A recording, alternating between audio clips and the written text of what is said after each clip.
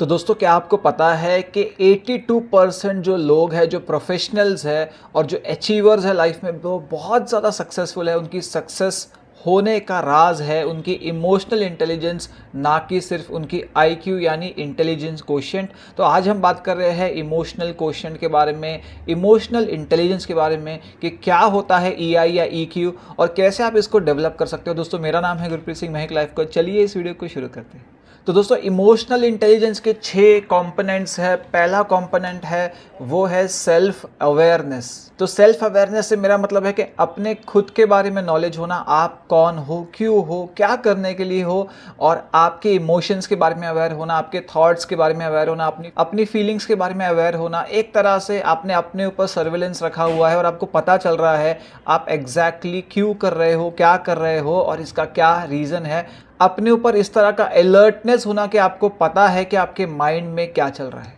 दोस्तों दूसरा कंपोनेंट है वो है सेल्फ रेगुलेशन। आप एक तरफ तो अपने बारे में अवेयर होते हो, इमोशंस के बारे में अवेयर होते हो, पर उन्हें रेगुलेट करना भी आपको आना ज़रूरी है कि अगर आप एंग्री फील कर रहे हो, क्यों एंग्री फील कर रहे हो ये आपको पता है, पर अगर आप अपने एंगर को रोक ही ना पाओ, आप उन्हें कंट्रोल ही ना कर पाओ, तो वो इमोशंस के बारे में जानने का क्या फ़ायदा। थर्ड कंपोनेंट इमोशनल इंटेलिजेंस का है कि मोटिवेशन। आप मोटिवेटेड हो लाइफ में कुछ करने के लिए, कुछ अचीव करने के लिए, आप ऑप्टिमिस्टिक हो, आप पॉजिटिव हो लाइफ में कुछ अचीव करने के लिए, आप कमिटेड हो और आप इनिशिएटिव लेते हो लाइफ में। जब भी आपको कुछ अचीव करना होता है आप उस टास्क को हैंड में लेते हो, एक एक्शन प्लान बनाते हो और उसे इम्प्लीमेंट करके उस चीज़ को अचीव करने लगते हो। चौथा कंपोनेंट इमोशनल इंटेलिजेंस का है एम्पैथी, यानी कि दूसरों की तरफ संवेदनशीलता होना, उन्हें समझना, डाइवर्सिटी को समझना, उसे रिस्पेक्ट करना और एक तरह से इंक्लूसिव हो जाना लोगों की तरफ, ताकि आप किसी को रिजेक्ट ना करो और हर एक पर्सन को रिस्पेक्ट देते हुए, एम्पैथी रखते हुए उस पर्सन का सपोर्ट कर पाओ।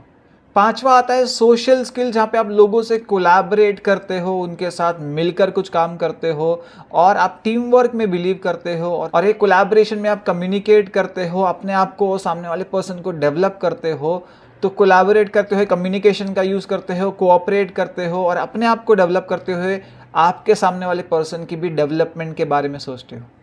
छेवा और एडिशनल कंपोनेंट है वो है मैनेजमेंट या लीडरशिप, या लीडर की तरह बिहेव करना, या लोगों को इन्फ्लुएंस करना, या कन्फ्लिक्ट को मैनेज करना। जहां पर भी कोई लड़ाई झगड़ा हो जाए या डिफरेंस ऑफ ओपिनियन हो जाए, वहां पे आपको किस तरह से संभालना है, इसकी नॉलेज होना।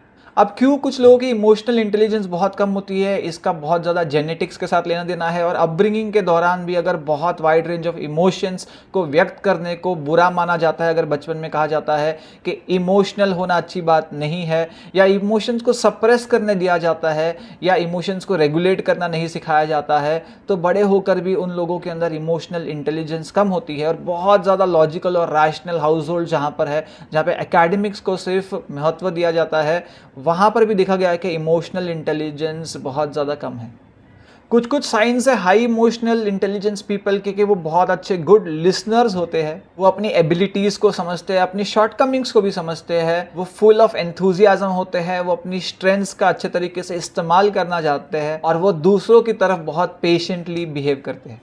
हाई ईक्यू वाले लोगों को लाइफ में सेटिस्फैक्शन होता है, हैप्पीनेस होती है, वो जॉयस होते हैं, वो एंजॉय करते हैं लाइफ की जर्नी को, अप्स एंड डाउन्स को भी एक्सेप्ट करते हुए एंजॉय करते हैं। पर अगर जो लोगों का इमोशनल क्वोशिएंट कम है, इमोशनल इंटेलिजेंस कम है, वो बहुत बार लाइफ में कंप्लेन करते रहते हैं, सर्कमस्टेंसेस को ब्लेम करते रहते हैं, बहुत ज़्यादा लो पुअर सेल्फ एस्टीम हो सकती है, फ्रस्ट्रेशन हो सकता है लाइफ के अंदर, अनहैप्पीनेस, रिजेक्शन, लोनलीनेस, एंगर, बहुत सारे नेगेटिव इमोशंस हो सकते हैं अगर पर्सन का ईक्यू कम है। तो कैसे डेवलप करें हाई ईक्यू या इमोशनल इंटेलिजेंस, कुछ कुछ टिप्स मैं आपसे शेयर कर रहा हूं जो आप इंप्लीमेंट कर सकते हो। नंबर 1 है रिफ्लेक्शन। रिफ्लेक्शन का मतलब है कि जो आपके अंदर है उसको आप बाहर व्यक्त कर पाओ। ज़रूरी नहीं है कि वर्बली व्यक्त कर पाओ। अगर आपके पास एक पेन एंड पेपर है, कोई डायरी है, कोई जर्नल है, उसके अंदर आप जब जो भी फील करते हो, आपके इमोशंस, आप पूरे दिन में कितनी सारी चीज़ सोचते हो, बहुत सारे इमोशंस उठते हैं, बहुत सारी फीलिंग्स आती है और बहुत बार आप इनके ऊपर रिएक्ट भी कर देते हो। और अगर आप अपने इमोशंस का हिसाब रखने लग जाओ और आपको पता चल जाएगा कि क्या क्या पैटर्न्स आपके दिन में रिपीट होते हैं, किस तरह के इमोशंस बार बार उठता है, किस तरह की फीलिंग्स उठती है, किस तरह के फियर्स आपके अंदर है, तो आपको एक क्लियर पिक्चर मिल जाएगी कि आपकी डीप रूटेड फियर्स क्या क्या है, इनसिक्योरिटीज़ क्या क्या है और सबकॉन्शियस माइंड में आपके क्या चल रहा है।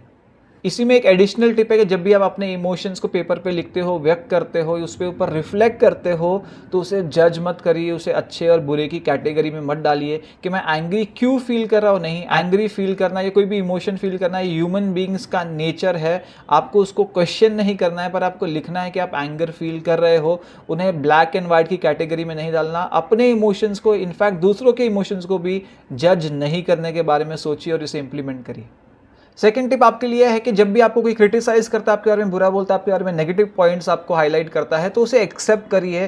क्रिटिसिज्म को हेल्दी वे से एक्सेप्ट करना अच्छी बात है, क्योंकि कोई भी पॉजिटिव नहीं हो, मैं भी पॉजिटिव नहीं हूँ, आप भी नहीं हो, कोई दूसरा पर्सन भी नहीं है, हम सभी लोग लर्न कर रहे हैं। अगर आपको कोई क्रिटिसाइज करता है, ये एक पर्सनल अटैक नहीं है, वो पर्सन आपको एक फीडबैक दे रहा है। मे बी फीडबैक देने का तरीका सही ना हो, तो उसे क्रिटिसिज्म को आप कंस्ट्रक्टिव फीडबैक की तरह लेके अपने अंदर इंप्रूवमेंट लेके आ सकते हो, ना कि ये सोचना कि लोग आपके अगेंस्ट हैं।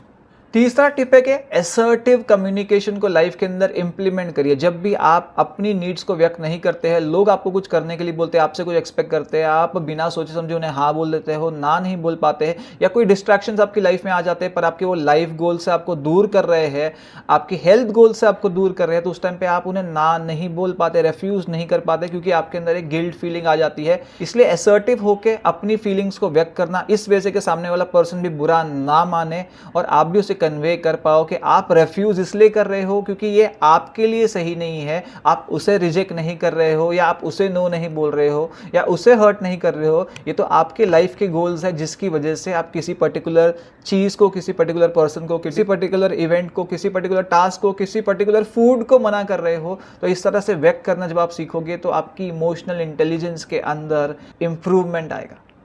अगली टिप आपके लिए है कि दूसरों की तरफ एम्पैथी लेके आना सीखिए, क्योंकि हर एक पर्सन कुछ ना कुछ स्ट्रगल्स के थ्रू जा रहा है। इवन आप जा रहे हो, आप भी ये सोचते हो कि लोग आपके साथ एम्पैथी दिखाए। इसलिए जब भी आप दूसरे लोगों को कुछ रिएक्ट करते हो, देखते हो, उन्हें बिना जज किए हुए, उनके एक्शंस को बिना जज किए हुए, या उन्होंने ऐसा क्यों किया, उन्हें अच्छे या बुरे की कैटेगरी में डाले बिना, उन्हें जज किए बिना, उनके साथ एम्पैथाइज करना, उनकी सिचुएशन को समझने के बारे में कोशिश करिए।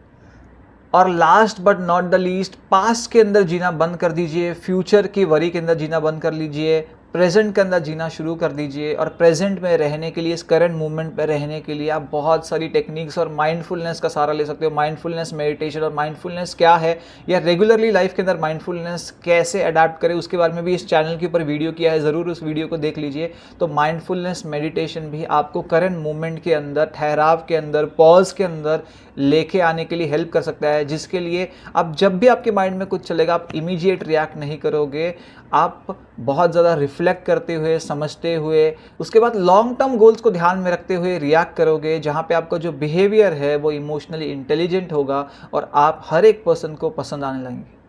दोस्तों, इसके अगले की वीडियो में हम और डिटेल में जानेंगे इमोशनल इंटेलिजेंस के बारे में, क्योंकि इतना वाइड टॉपिक है कि एक छोटे से वीडियो में कवर करना इसे बहुत ज़्यादा डिफिकल्ट है। ये वीडियो था इतना ही। अगर आपको वीडियो पसंद आया, लाइक करिए, कमेंट करिए, शेयर करिए और सब्सक्राइब करिए चैनल को, और देखते रहिए लाइफ कोच।